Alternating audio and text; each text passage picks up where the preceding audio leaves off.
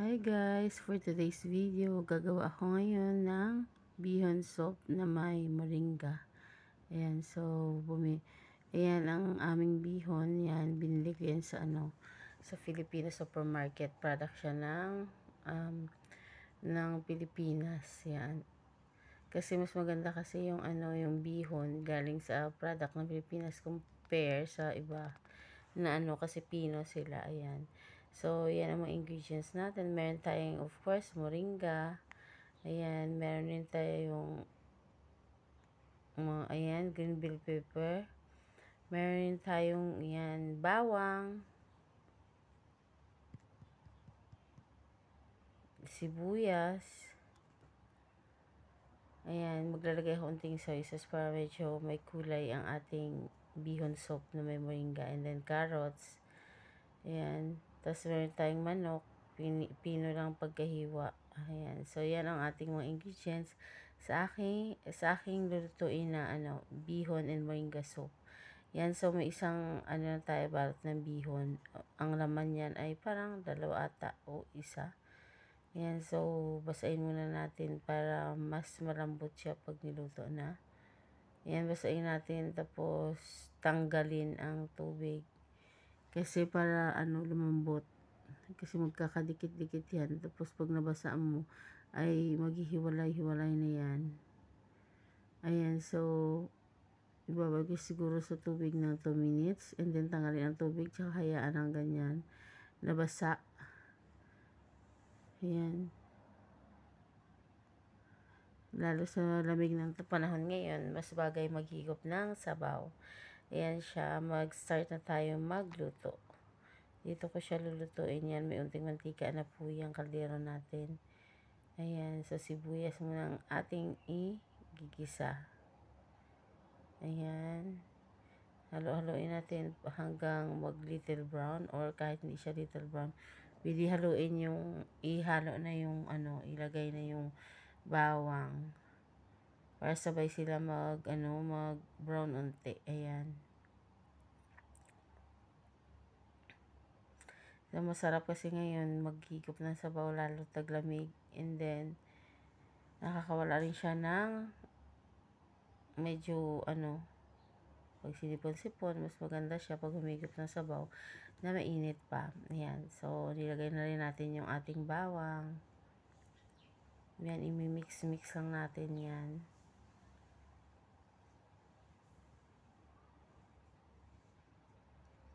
So, nakaraan nagluto rin ako ng bihon soup, pero iba yung sahog nun. So, ngayon, sasahugan natin siya ng malunggay. Then, lagay natin yung hiniwa akong ng unting manok. Hiniwa-hiwa ako ng pino. Yan, masasarap kasi meron siyang, manok na halo, kahit unti.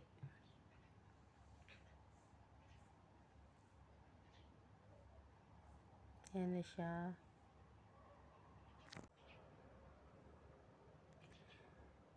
Yan, lagyan natin siya ng Maggi cubes, chicken. Para mas masarap yung ating soup. Yan, haluin lang natin. Then, lagyan natin ng tubig.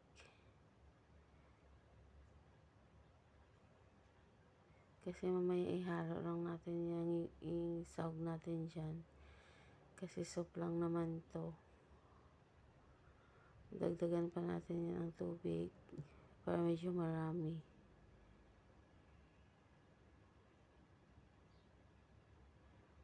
Ayan, so halo-haloin natin. Ayan, so dagdagan natin ang tubig, damihan natin ang tubig kasi soup nga po siya. And then, yung bihon, nag-absorb po yan dyan sa pagka ilagay natin sa tubig. Pag hindi karamihan ng tubig ay pwede siyang matuyo. Ayan. And then, maglagay ako ng dark soy sauce, unti lang. Ayan, kasi kumulo-kulo. Para medyo may kulay yung ating soup. Ayan.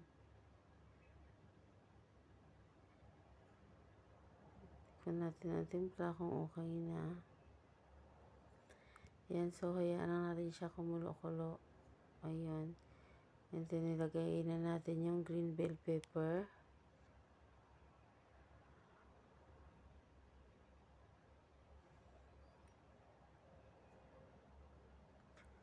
Yan, so haluin lang natin. Tapos mamaya, tikman natin ang timpla kung okay na. Ayan. And then, kasi medyo matabang, lagyan natin siya ng salt. Nilagay ko sa palad kong salt dahil nga minsan nabubuhos yan siya dyan. Mamaya maging maalat yung luto natin. Ayan, so hinalo-halo ko lang.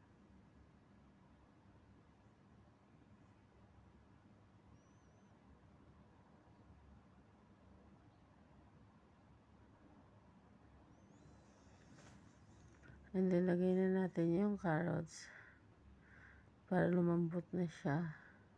Tapos, ipahuli lang natin maya yung malunggay. Kasi yung malunggay, mabilis naman po yun. Lutuin 1 minute, okay na yun.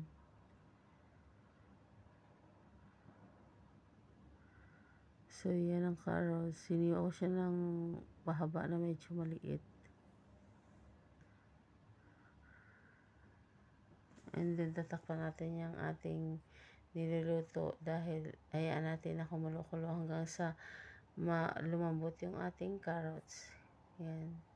Kasi dapat talaga pag soup ay malambot yung ating gulay.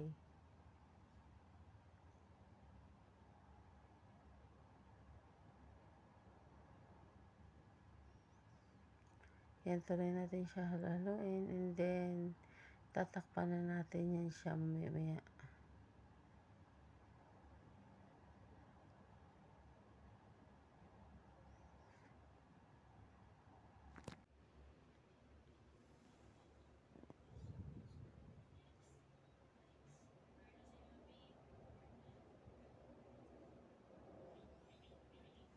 Yan, halo-haloin lang. Antayin natin lumambot yung carrots and then ilalagay natin mamaya yung malunggay. Ayan. Ay, hindi, ilalagay natin mamaya yung bihon before yung malunggay pala. Pag lumambot ng carrots, saka natin ilalagay yung bihon.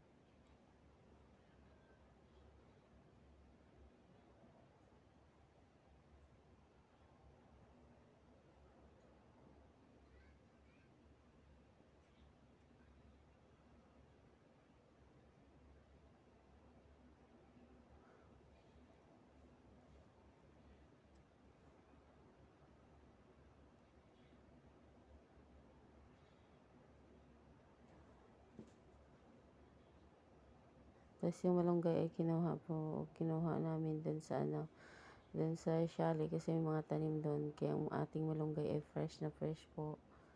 Yan, so yung bihon ngayon ilalagay na natin. Binabad ko po yan sa tubig ng 2 minutes and then tinanggalan ng water. Kaya ano yan siya, mas maganda magluto ng bihon ay ibabad muna sa tubig ng 2 minutes and then tanggalan ng tubig. Kasi pwede na yan siya maghiwa-hiwalay doon sa magkakadikit po kasi yan. Kaya maghihiwalay-hiwalay na yan. And then, pag niluto ay mas malambot siya, mas okay siya. Kumpara sa hindi siya na Tsaka kasi yung bihon, dapat maraming sabaw kung soup siya kasi matutuyo kasi yung sabaw niyan. Kasi nag-absorb siya ng nag-absorb yung bihon ng water. Lalo na pag naluto siya, tapos hayaan, di siya kagad kainin. Ayan, so tatikman natin yung timpla kung okay na. Kung may dapat pa idadagdag, ayan. Tapos yung pinakahuli natin ilalagay mamaya yung ating malunggay. Kasi ang malunggay 1 minute lang, okay na yan. Hindi yan siya kailangan ng pakuluan ng husto.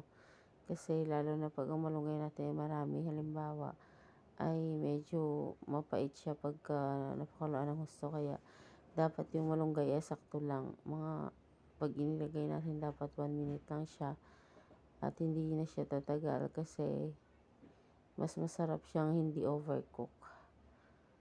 Ayan, so ito ang ating video for today. Bihon soup with moringa. Yan. So, yan ang mga ingredients. Meron yan siyang carrots, green bell pepper, and then, ayan, may chicken din siya.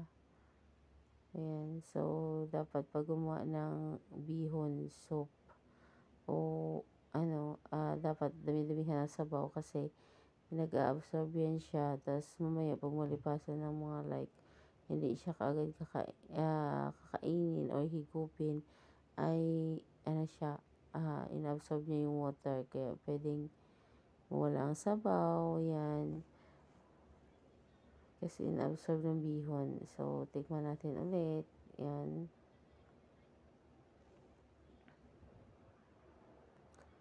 So, bago natin ahunin or i-off ang apoy, ilalagay natin yung malunggay.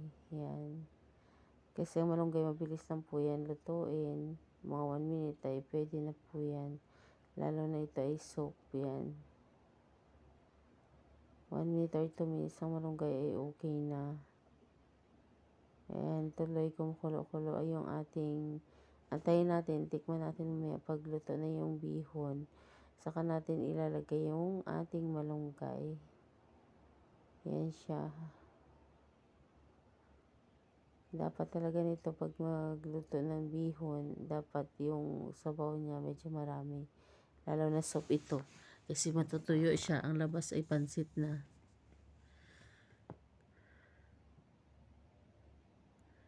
So, yan, kumukulo-kulo. Titignan natin ulit kung sakto na ang timpla. And then, para, yan. So, parang pwede na tumuloto na yung bihon natin. Sunod natin ihalo yung ating malunggay o moringa sa English. Yan. So, pag malapit na maluto, ay hinaan na natin yung apoy niya. Yan, kumukulo-kulo pa rin. At ilalagay natin mamaya yung moringa na galing sa garden doon sa dagat. Fresh na fresh po yan. Yan, so ulit guys, sa mga bago sa aking channel, please don't forget to subscribe, like, and comment po para updated kayo sa next vlog ko. Ayan. Please hit the notification bell, choose all po para ma-notify kayo every time meron po akong upload. Ayan, so nilagay na natin yung ating malunggay.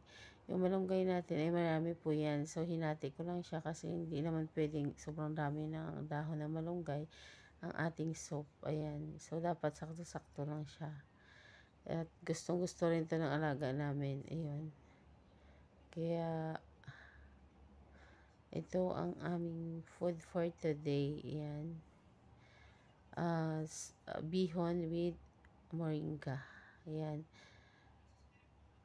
Thank you so much guys for watching. God bless and see you.